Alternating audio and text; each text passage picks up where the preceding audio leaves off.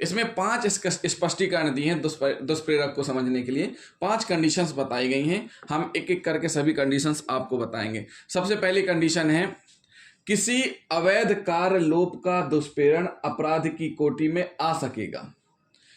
अब देखिए, पहले पढ़ना कैसे हमें, किसी कार्य के अवैध लोप मतलब कोई भी कार्य है वो विधि द्वारा निषिद्ध है फिर भी करना, अवैध लोप मतलब ओमेशन, फिर भी वो चीज करना है, का दुष्प्रेरण अपराधी की कोटि में आ सकेगा। उस अपराध का जो विधि द्वारा निषिद्ध है उसको करने के लिए जो दुष्प्रेरण दिया जा रहा है वह भी दुष्प्रेरण अपराध की कोटि में आ सकेगा, चाहे दुष्प्रेरक उस कार्य को करने के लिए स्वयं आबद्ध ना हो। मतलब चाहे जो दुष्प्रेरक है उसने स्वयं वो कार्य ना किया हो या उसके लिए वो आबद्ध ना हो, फिर भी उसने जिसको उत्प्रेरित किया है, उकसाया है, उसके द्वारा अगर किया जाता है तो भी वह अपराध दुष्प्रेरण का माना जाएगा। दूसरी कंडीशन, दुष्प्रेरण का अपराध गठित होने के लिए यह आवश्यक नहीं है कि दुष्प्रेरित कार्य किया जाए। पहली कंडीशन, दुष्प्रेरण का जो अपराध है, दुष्प्रेरण में क्या होता है, किसी कार्य को जो विधि द्वारा निषिद्ध है, विधि द्वारा दंडनीय है, उस कार्य को करने के लिए उकसाया जाता है, प्रेरित किया जाता है, आगे बढ़ाया जाता है, बुरी प्रेरणा दी जाती है। तो ये जो इस प्रकार से दुष्प्रेरित कर दिया जाता है तो भी ये अपराध गठित करने के लिए पर्याप्त हो जाता है। क्या माना जाता है, अपराध गठित होने के लिए आवश्यक नहीं है कि वो पूरा ही करे। आप सामने वाले ने दुष्प्रेरणा दे दी, उसको उकसा दिया कि जाके ऐसा कर दो, भले वह नहीं हुआ हो फिर भी दुष्प्रेरित कार्य किया जाना माना जाएगा।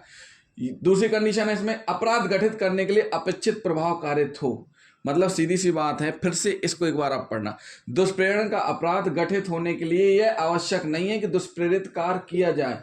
जो दुष्प्रेरणा दिया है वो दुष्प्रेरणा जो दी गई है वो पूरी की जाए, वो जाके कार्य किया ही जाए। दुष्प्रेरणा देना ही, उस कार्य के लिए बोलना, भड़काना ही पर्याप्त होता है।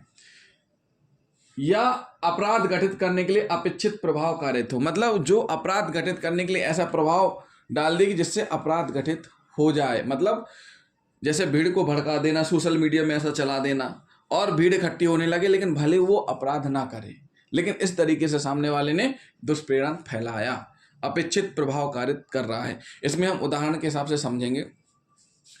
का एक दुष्प्रेरक है, 2 उदाहरण है इसमें। पहला उदाहरण हम समझेंगे, का एक क्या है, दुष्प्रेरक है। उसने दुष्प्रेरण किसको किया, खा को उकसाया।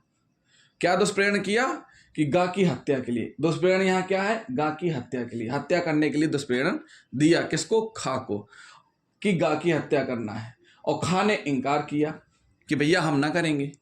तो यहाँ पहले तो उसने दुष्प्रेरण किया ना कि गा की हत्या के लिए कर दो, हम जो भी चीज़ें देंगे, लालच या जिस तरीके से भी मोटिवेट किया या इंस्पायर किया उसको बुरी तरीके से, बुरी प्रेरणा के साथ में, लेकिन खा ने गा की बात नहीं मानी, इनकार कर दिया। तो यहाँ पर कार्य हुआ नहीं है लेकिन दुष्प्रेरण तो हुआ, तो इसलिए भी क्या माना जाएगा, दुष्प्रेरण का दंडनीय माना जाएगा। दूसरी कंडीशन, का ने दुष्प्रेरण किया किसको, खा को, घा की हत्या के लिए। का ने किसको दुष्प्रेरित किया, किसको किया, खा को, कि घा की हत्या कर दो। खा ने घा को चोट की, मतलब का ने दुष्प्रेरित किया खा को कि गा को मार दो। अब जो खा है, खा ने घा को चोट पहुंचाई लेकिन घा जान से तो खत्म नहीं हुआ, उसको चोट आई लेकिन घाव ठीक हो गया। घाव ठीक भले हो गया लेकिन फिर भी वह हत्या के प्रयास के लिए दोषी होगा। कौन, खा और का दोनों। तो साथियों ये हुई दुष्प्रेरक। एक बार फिर से इस उदाहरण को समझ लीजिए। का ने खा को उकसाया कि घा की हत्या कर दो। खा ने घा को चोट पहुंचाई लेकिन वह जान से नहीं मरा, घा बच गया, उसकी चोट ठीक हो गई। लेकिन चोट ठीक हो जाने से कुछ नहीं होता है, उसने लेकिन वो कार्य तो किया। तो का हत्या करने के लिए खा को उकसाने का दोषी है। क्या माना जाएगा यहाँ, का हत्या करने के लिए खा को उकसाने का दोषी है।